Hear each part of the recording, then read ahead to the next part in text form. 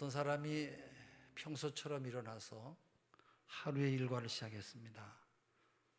그러나 그날은 병원에 건강진단을 받게 예약된 날이라서 이 사람은 그날 회사 일을 부지런히 마치고 바쁜 시간에 틈을 내서 병원으로 갔습니다.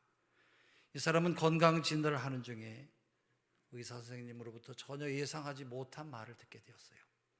그것은 의사께서 확실하진 않지만은 아무래도 악성 종양이 의심된다고 하는 그런 말을 듣게 되었습니다. 그는 내심 충격을 받았어요. 2주일 후에 정밀검사 날짜가 정해졌고 정밀검사를 한 다음에 또 한 주일 후에 의사를 만나서 결과를 듣게 되었어요. 그 3주간이 얼마나 긴 시간이었는지 몰라요. 하루하루를 초를 다투고 죽음과 생명의 문턱을 왔다 갔다 하는 그런 시간을 지냈습니다. 결과를 듣게 되었는데 결과는 암이 아니라는 것이었어요. 이 사람은 가슴을 쓸어내리며 내리며 안심을 했어요. 암병이 아니니까 항암 주사를 맞을 필요도 없고 방사선 치료를 받을 필요도 없고 수술을 받을 필요도 없습니다. 이 사람은 다시 정상적인 삶으로 돌아갔습니다. 그렇다고 해서 이 사람의 삶이 전과 똑같겠습니까? 그렇지 않을 것이에요. 이 사람은 죽음의 문턱까지 갔다가 왔기 때문에 인생에서 정말로 중요한 것이 무엇인지를 생각했을 것이에요. 아마도 이 사람은 사랑하는 사람들과의 시간을 더 소중하게 생각할 것입니다. 이 사람이 사람들을 만날 때 그냥 날씨나 스포츠 이야기보다는 더 중요한 것에 대해서 이야기를 하고 싶어 할 것이에요. 이 사람은 아무 일도 일어나지 않았던 같이 살지는 않을 것입니다. 적어도 얼마 동안은 이 사람의 삶은 바로 상황이 달라지게 될 것이에요.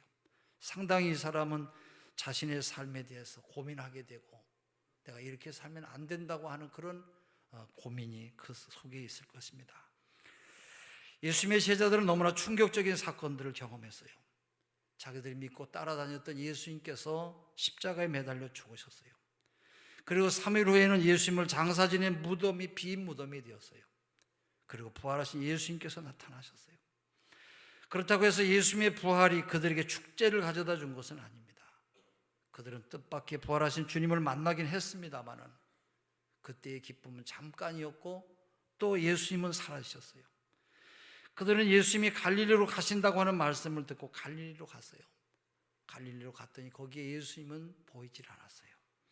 이때 제자들은 좀 혼란스러운 상태였을 것이에요. 제자들은 이전의 생활로 돌아갈 유혹을 받게 되었어요. 베드로는 나는 물고기 잡으러 가겠다고 말하니까 다른 제자들도 우리들도 함께 가겠다고 모두가 다 따라 나갔어요. 베드로가 물고기 잡으러 가겠다고 하는 것은 이런 의미가 있었을 것이에요. 이제는 다 끝났으니까 우리는 굉장한 것을 경험했지만은 이제는 우리가 집으로 돌아가서 옛날에 하던 고기나 잡아야 되겠다. 고기 잡던 일이 예수님과 함께 했던 사역하고는 전혀 비교할 수가 없지만은 이제는 어떻게 할 수가 없지 않냐. 그러니 이제 우리도 하던 일을 해야 될 것이 아니겠느냐. 그들은 평생 하던 일을 잘하는 일을 하기 위해서 돌아갔어요. 밤새 고기를 잡았지만 한 마리도 잡지를 못했어요. 고등어 한 마리, 꽁치 한 마리를 못 잡았어요. 제자들의 표정을 생각해 보세요. 여러분 베드로를 생각해 보세요. 그때 베드로의 표정이 어땠겠습니까? 베드로의 모습이 행복했겠습니까? 오랜만에 바닷바람을 쐬니까 힘이 나서 웃고 있었겠습니까? 또 다른 제자들은 여러분 어떤 모습이었겠습니까? 요한이나 야고보나 다른 제자들은 어떤 마음이었겠습니까? 적어도 이들의 표정은 매우 어두웠을 것이에요. 장례식에 참석한 사람들과 똑같은 그런 마음, 그런 표정이었을 것이에요. 날이 새어갈 때 예수님께서 바닷가에 서서 제자들을 부르셨어요. 얘들아 너희가 고기를 얼마나 잡았느냐 물으셨어요. 그러자 제자들은 아닙니다, 못 잡았습니다 대답을 합니다. 얘들아 너희가 고기를 잡았느냐 하시는 말씀은 너희들이 하는 일이 얼마나 수확이 있었느냐, 너희들은 행복하냐, 고기를 잡으니까 얼마나 기쁘냐, 정말로 고기잡이로 돌아가고 싶으냐, 그런 뜻일 것이에요. 여러분은 예수를 믿기 전에 여러분을 행복하게 하고 즐겁게 하는 일을 하고 있었을 것이에요. 여러분의 지혜와 능력과 목적을 가지고 나름대로 행복하다고 생각하면서 살았을 것입니다.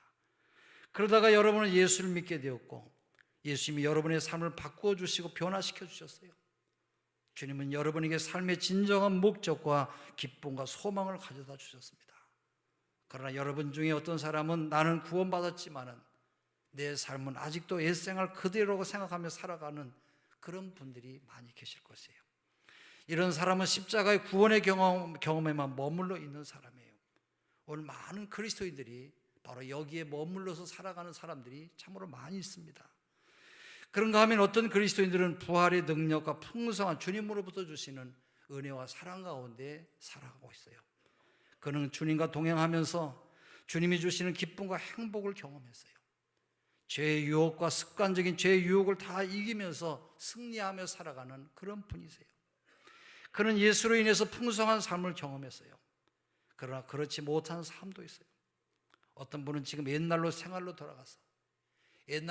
돌아가서 그저 육신적인 삶을 살고 있으면서 하나님의 임재에 멀어져서 하나님이 안 계신 것처럼 살면서 사는 것이 너무 힘들고 고통스러워서 영적인 삶의 능력을 다 잃어버리고 인생에 공허하고 소망이 없는 삶을 살아가는 그런 분들이 개중에 많이 계실 것이에요.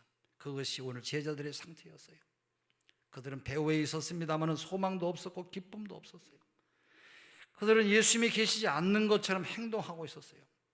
근데 예수님께서 오셔서 그들에게 말씀하세요. 그물을 오른편에 던져라.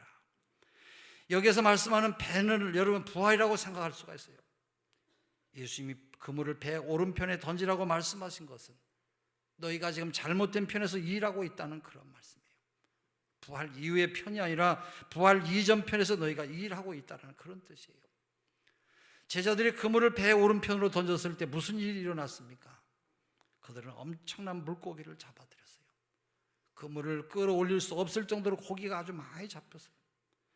그들은 어젯밤에 예수님이 오시기 전에는 밤새도록 그물을 던졌습니다마는 그들은 한 마리도 잡지 못했지만은 예수님의 명령에 그물을 다른 편에 던졌을 때는 엄청난 고기가 잡혔던 것이에요. 여러분 차이점이 어디 있습니까? 한쪽은 오른편이고 한쪽은 잘못된 쪽이에요. 잘못된 쪽에는 공허와 패배와 실패와 절망이 거기에 있어요. 거기에는 기쁨도 없고 승리도 없는데 그 이유는 그곳에 주님이 계시지 않기 때문인 것이에요. 그러나 오른편에는 충만과 승리와 성취와 평안과 소망과 풍성함이 넘치는데 바로 그것이 거기에 예수님이 계셨기 때문인 것이에요. 예를 들어서 말씀드리면 어떤 그리스도인의 가정들은 결혼 생활이 어려움을 겪고 있어요. 이 가정에는 지금 불화와 싸움과 원망과 실망과 고통이 계속되면서 결혼 서약은 점점 힘을 못 쓰게 되고 이 가정의 가정이라고 하는 배는 지금 서서히 바다 밑으로 가라앉고 있어요. 부활의 잘못된 쪽에서 살아가고 있는 가정들은 이런 결혼의 폭풍이 몰려올 때 자신들의 문제, 힘만 가지고 문제를 해결하려고 해요. 이때 그들이 사용하는 무기는 어떤 것입니까? 상대방을 비난하고 저주하고 분노와 같은 세상적인 무기들로 상처를 주는 것이에요. 그들은 부활의 잘못된 쪽에서 마치 예수님이 없는 것처럼 살아가기 때문에 결혼에 대한 소망을 갖지 못하고 살아가고 있어요. 그들은 앞으로도 지금의 모습 그대로일 것이고 아마도 더 악화될 것이라고 생각이 돼요. 그들은 되어지는 일들에서 하나님을 보지 못하고 하나님의 뜻을 깨닫지 못하는 것이에요. 하나님은 말씀하실 것이에요. 이제는 그물을 배 오른편에 던져라. 그리하면 너에게 좋은 결과가 있을 것이다. 우리가 전능하신 하나님이 우리와 함께 계신 것을 깨달을 때부터 우리는 결혼에 대한 소망을 가지기 시작합니다. 하나님은 우리들의 결혼 생활에 성공하는 것을 보기를 원하시고 여러분의 가정을 도와주시기를 원하고 계세요. 하나님은 우리의 가정과 우리 인생을 위한 계획을 갖고 계시고 거기에는 여기에 여러분의 결혼 생활도 다 포함이 되는 것이에요. 그렇기 때문에 여러분 포기하지 마세요. 기권하지도 마시고 주님께 나아가서 여러분의 그 공허하고 괴로운 그런 마음들을 다 주님 앞에 쏟아 놓으시기를 바랍니다. 베드로는 그렇게 했어요. 그물이 가득 차서 들어올릴 수가 없고 요한이 예수님을 알아보면서 주님이라고 말할 때도 베드로는 얼른 겉옷을 입더니 주저하지 않고 그대로 예수님께 나아갔어요. 그 순간 베드로에게는 그물도 상관없고 고기도 상관없고 물도 상관이 없었어요. 예수님과 함께 있는 것만이 중요했어요. 베드로가 해변에 계신 주님을 바라볼 때 거기에 소망이 있었고 기쁨이 있었어요. 베드로는 그때서야 인생의 참된 의미와 참된 목적과 참된 생명을 경험하게 되었어요. 그러므로 쏜살같이 예수님 앞으로 나아갔어요. 우리 중에 어떤 분들은 지금 인생의 시련을 겪고 있는 분들이 계실지 모르겠어요. 실직과 질병과 그리고 이혼과 고독함과 우울증과 시험과 실패와 실망과 손실을 경험할 것이에요. 우리 중에 어떤 사람들은 지금 그물이 잘못된 쪽에서 던져져 있어요. 예수님이 없는 쪽에 던져져 있기 때문에 소망도 없고 기쁨도 없고 빛이 없어요. 그냥 내 삶이 어둡고 춥고 캄캄한 밤이에요. 고독이에요. 예수님께서는 해변가에서 여러분을 부르십니다. 이제 그물을 배 오른편에 던져라. 나에게 와라. 이제는 기쁨과 행복의 삶을 살기 시작해라.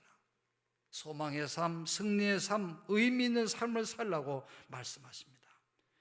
여러분이 제일 먼저 해야 될 일은 주님께 나오는 것이고 예수님께로 돌아오는 것이에요. 예수님은 살아계시고 여러분이 어떠한 형편에 있든지 주님께서는 여러분에게 승리를 주신다고 하는 사실을 깨달으시고 바로 주님 계신 쪽으로 나와야 되는 것이에요. 베드로와 제자들이 나가보니까 예수님은 벌써 아침을 준비하고 계셨어요. 숯불을 피워놓으시고 그 위에 생선도 있었고 떡도 있었어요. 여러분, 주님이 어디에서 그 많은 고기와 떡을 준비하셨습니까? 그 새벽에 가게에 가서 사오셨습니까? 아마 예수님은 수천 명을 먹으실 때처럼 떡과 생선을 만드셨다고 생각하는 것이 아마 맞는 답일 것이에요. 예수님은 항상 무에서 유를 창조하신 하나님이기 때문에 그래요. 할렐루야. 오늘도 마찬가지예요. 여러분이 많이 수고하고 노력해도 남는 것이 없게 될 때에도 예수님은 거기에서도 무언가를 만드실 수 있는 그런 분이세요. 예수님은 먹을 것을 풍성하게 준비하실 수가 있고 질병에서 건강으로, 죽음에서 생명으로, 절망에서 소망을 주실 것이고 수치와 고통이 있는 곳에서 용서를 해주시는 하나님이신 것이에요. 주님 앞에 나오면 모든 것이 다시 시작이 되는 것이에요.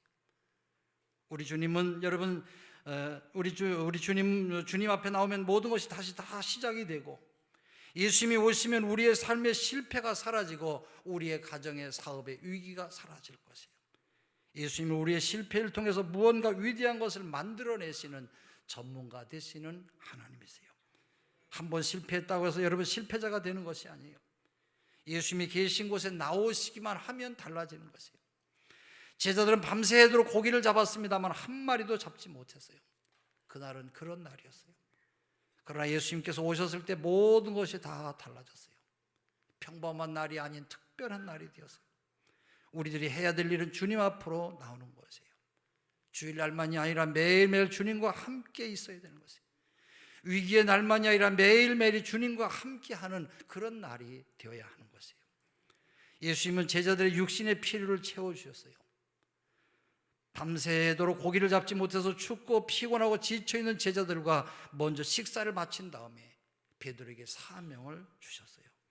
요한의 아들 시몬아, 네가 이 사람들보다 나를 더 사랑하느냐? 예수님은 반석인 베드로야라고 부르시지 아니하고 요한의 아들 시몬아라고 부르신 데는 두 가지 의미가 있어요. 그 하나는 친근한 이름으로 불러주신 것이고 또 하나는 원리의 자리에서 다시 출발하겠다고 하는 그런 의미가 있어요. 베드로는 그 시간에 다시 출발하는 마음으로 재결심을 하면서 소명을 받았어요. 오늘 우리 본문 요한복음 21장과 베드로가 처음 부르심을 받은 누가복음 5장은 너무나 분위기가 똑같은 그런 것들이 많이 있어요. 본문을 보면 밤새도록 고기를 잡았지만 잡은 것이 없었어요. 주님은 그물을 배 오른편에 던지라고 하셨고 그리고 고기가 너무 많이 잡혀서 그물을 올릴 수가 없었어요.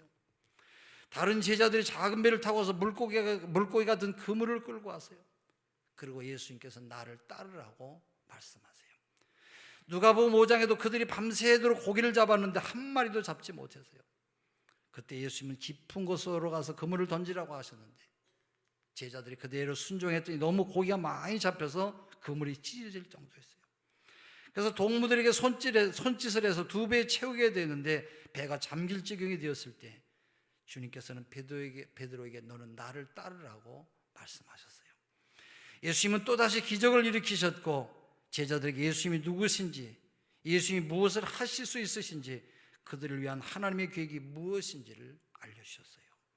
우리 모두는 처음 은혜 받았던, 우리 하나님 앞에 은혜 받았던 처음의 자리로 우리 모두는 돌아가야 할 줄로 믿습니다. 그때의 감격과 그 결심과 그 헌신을 우리가 다시 찾을 수 있어야 될 것이에요. 예수님은 베드로에게 다른 말씀을 하지 않으셨어요.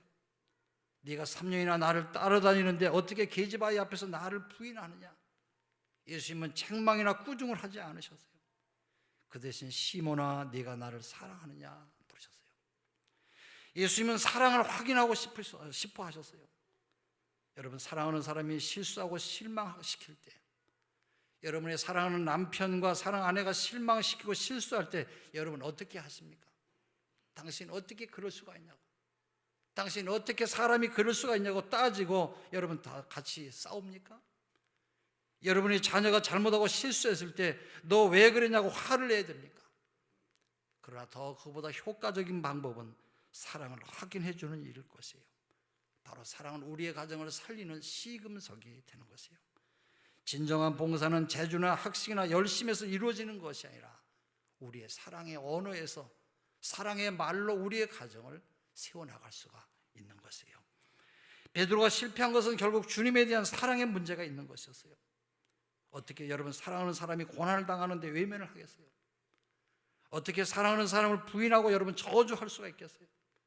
그러므로 예수님은 사랑을 재확인하셨어요. 네가 나를 사랑하느냐? 여기 네가 이 사람들보다 나를 더 사랑하느냐고 물으신 것은 두 가지로 해석할 수가 있어요. 첫째는 이것들보다 더 나를 사랑하느냐라고 해석할 수가 있어요. 이거는 물고기 153마리보다 어부들보다 육신의 직업보다도 더 나를 사랑하느냐 하는 그런 뜻이에요. 만약에 예수님이 여러분에게 네가 가지고 있는 것보다 더 나를 사랑하느냐고 물으실 때에 주님 아시지 않습니까? 내가 주님을 사랑하는지 사랑하지 않는지 주님은 아십니다. 이렇게 양심적으로 베드로와 같이 대답할 수 있는 사람은 아마 상당히 헌신된 사람의 틀림이 없을 것이에요. 또 하나는 이 사람들보다 더 나를 사랑하느냐라고 해석할 수가 있어요. 베드로는 며칠 전에 모든 사람이 다 주를 버릴지라도 나는 절대로 주님을 버리지 않을 것이라고 자신만만하게 말했어요. 그러나 여러 사람 앞에서 그리스도를 부인했고 자기 자신이 연약한 죄인에 불과하다고 하는 사실을 깨닫게 되었어요. 베드로가 체험을 통해서 교만을 버렸고 겸손해질 때 예수님께서는 그를 들어서 사용하셨어요. 여러분, 하나님이 사용하시는 사람이 어떤 사람입니까? 하나님이 사용하는 사람은 겸손한 사람이에요. 겸손한 사람이 하나님 앞에 위대한 사람이 될 수가 있어요. 베드로는 예수님의 질문을 들을 때 자기의 부족함을 절감하면서 내가 주님을 사랑하는 줄을 주께서 아십니다. 겸손하게 대답했어요. 예수님께서 내가 이 사람들보다 나를 더 사랑하느냐고 물으실 때 처음 두 번은 아가페로 사랑하느냐 그렇게 물으셨어요. 이 아가페 사랑은 어떤 사랑이냐면 생명을 바치는 강력한 사랑이에요. 예수님께서 우리를 위하여 죽으셨던 그런 사랑이에요. 네가 나를 이렇게 아가페처럼 나를 사랑하느냐? 그에 대해서 베드로는 아닙니다. 휠레오의 사랑으로 대답했어요. 휠레오의 사랑으로 사랑합니다 대답했어요. 이 휠레오의 사랑은 가족이나 친구에 대한 사랑을 말해요. 물론 이것도 깊은 애정이에요. 그러나 아가페의 사랑에는 전혀 미치지 못하는 그런 사랑이에요. 예수님은 네가 나를 생명을 바치는 강력한 아가페 사랑으로 사랑하느냐고 물으실 때에 베드로는 휠레오로 가족 같은 사랑으로 사랑합니다 그렇게 고백했어요. 예수님은 내 어린 양을 먹여라. 두 번째, 네가 나를 아가페로 사랑하느냐, 강력한 사랑으로 사랑하느냐 그렇게 또 물으셨을 때에 휠레오로 가족 같은 사랑으로 사랑합니다. 주님은 내 양을 쳐라. 세 번째로, 네가 나를 휠레오로 사랑하느냐, 가족 같은 사랑으로 사랑하느냐? 예, 맞습니다. 그 사랑으로 사랑합니다. 내 양을 먹여라. 예수님은 베드로의 수준으로 내려오셨어요. 예수님은 우리가 있는 자리에서 우리를 만나주세요. 주님은 우리를 위해서 목숨을 버리셨어요. 오늘 우리의 사랑은 주님의 아가파 사랑만큼은 되지 못해도 주님에 대한 사랑이 있을 때 우리가 주님을 섬길 수가 있는 것입니다. 전에 불란서의 병사들에게는 그들의 지도자인 나폴레옹에 대한 깊은 사랑과 충성심이 있었다고 그래요. 그래서 치명적인 부상을 당할 때도 한 팔꿈치로 몸을 일으키고 존경하는 장군에게 마지막 경의를 표했고 나폴레옹이 근처에 있을 때는 마지막 힘을 다해서 바이블, 엠파월, 황제 만세라고 외쳤다고 그래요. 그때 한 병사는 가슴에 총을 맞았고 의사가 총알을 제거하려고 할 때 이 병사는 이렇게 속삭였다고 합니다. 선생님, 조금만 더 깊이 들어가면 선생님은 황제를 만나게 될 것입니다. 병사의 가슴에는 황제가 있었던 것이에요. 베드로의 가슴에는 예수님이 계셨어요. 베드로는 더 이상 교만하지 않았어요. 그는 겸손하게 사랑을 고백했고 그때부터 그는 쓰임을 받게 되었어요. 예수님은 베드로에게 내 어린 양을 먹이라 말씀하세요. 여러분, 어린 양이 누구입니까? 아직 어리고 미숙한 성도를 말하는 것이에요. 두 번째로 예수님은 내 양을 치라고 하셨어요. 이 말은 베드로가 목자가 되어서 성숙한 성도를 이끌어 가라는 그런 말씀이에요. 세 번째로 예수님은 내 양을 먹이라고 말씀하셨어요. 여기에 양은 작은 양을 말해요. 그런 어린 양이 아니라 이 말씀은 아직 믿음이 연약한 사람들이지만 바로 그들도 똑같이 사랑하라고 하는 그런 말씀이에요. 따라서 예수님의 말씀은 모든 성도를 돌보고 먹이라는 것이에요. 잃어버렸던 양들도 예배의 자리로 불러야 되는 것이에요. 베드로는 그들을 살피고 보호하고 가르쳐야 돼요. 그들에게 주님의 사랑을 알려줘야 됩니다. 예배는 부활하신 주님을 만나는 경험이에요. 개인적으로 만나고 또 함께 만나는 경험이에요. 주님의 말씀을 따라서 우리는 믿음의 어린 성도들과 교회를 나오다 잃어버린 양들까지 예배의 자리로 나오게 해야 되는 것이에요. 18절에서 주님께서 말씀하시죠. 우리 한번 같이 읽어볼까요? 18절의 말씀입니다. 내가 진실로 진실로 네게 이르노니 네가 젊어서는 스스로 띠띠고 원하는 곳으로 다녔거니와 늙어서는 네 팔을 벌리리니 원하지 않는 곳으로 데려가리라. 예. 19절에 주님께서 이 말씀을 하신 것은 베드로가 어떠한 죽음으로 하나님께 영광을 돌릴 것을 가리키심이로라. 여러분, 베드로가 어떻게 죽었습니까? 베드로는 주님이 18절에 말씀하신 대로 네가 지금은 젊어서 네 스스로 띠띠고 원하는 곳으로 다니지만 늙어서는 내가 네 팔을 남이 벌리리니 네가 띄우고 원하지 아니하는 곳으로 너를 데려가리라. 이것은 베드로에게 네가 마지막에 순교할 것을 주님께서 말씀하신 것이에요. 바로 이 말씀을 하신 것은 베드로에게 바로 하나님께 영광을 돌릴 것을 가르치심이라 말씀하시고 베드로에게 뭐라고 하셨어요? 너는 나를 따르라고 말씀하셨어요. 예수님이 처음 베드로를 부르실 때 하신 말씀은 나를 따라오너라.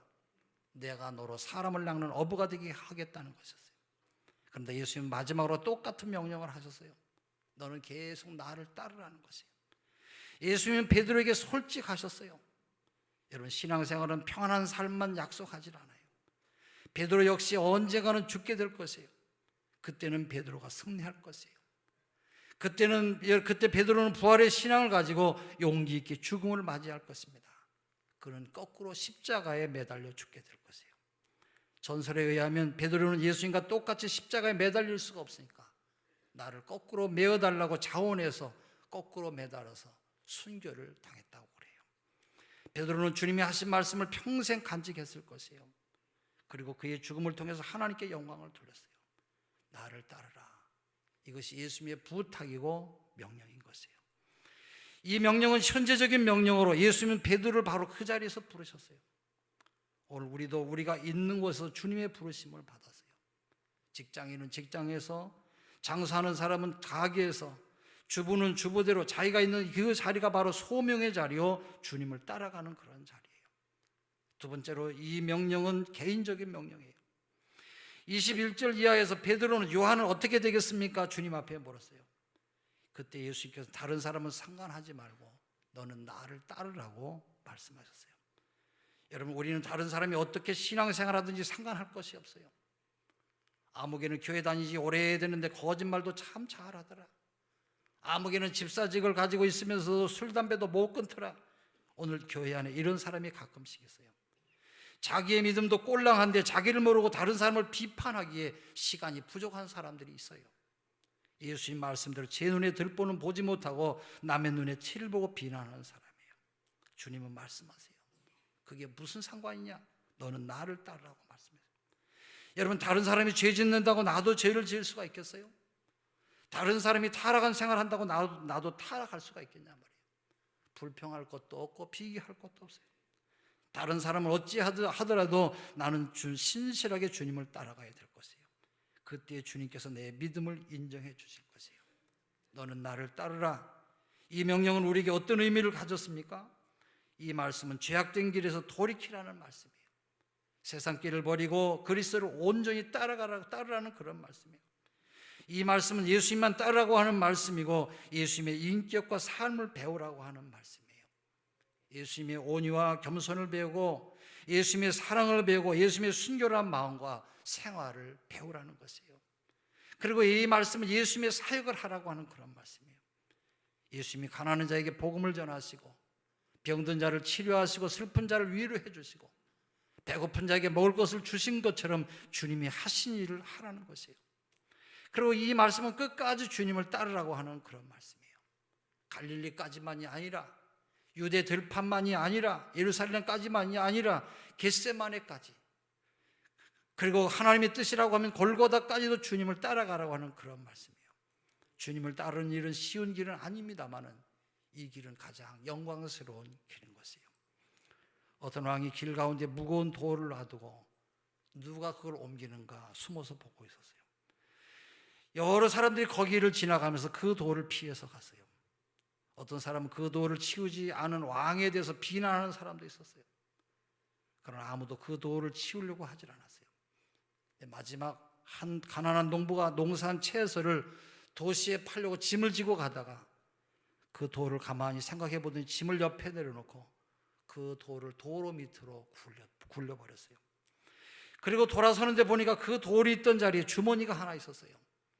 주머니를 열어보니까 작은 금덩어리들이 가득 들어있었어요. 그리고 거기에는 왕이 쓴 글이 들어있었어요. 이 돌을 옮긴 사람에게 이것을 다 주어라. 우리가 지는 모든 십자가에 우리의 왕께서는 축복을 감추어 놓으셨어요. 여러분, 우리가 우리의 십자가를 외면하면 영원한 축복도 잃을 것이에요. 우리가 우리의 십자가를 질 때 우리를 보고 계신 하나님께서 승리의 면류관을 우리에게 주실 줄로 믿습니다. 오늘 여러분은 주님의 어떤 음성을 듣고 계십니까?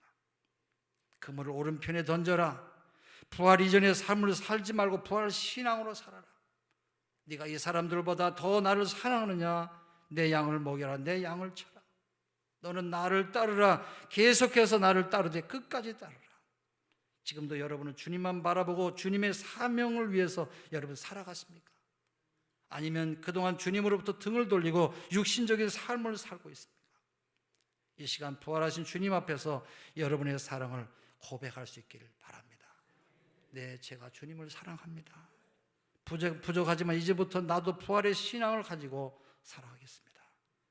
사랑하는 여러분, 여러분이 하나님께서 허락하신 날에, 허락하신 남은 날에 주님을 사랑하며 주님과 함께 십자가를 지고 끝까지 사명을 위해서 살다가 하나님께서 부르실 때에 기쁨으로 주님 앞에 나아가는 우리 모두가 되어야 할 줄로 믿습니다.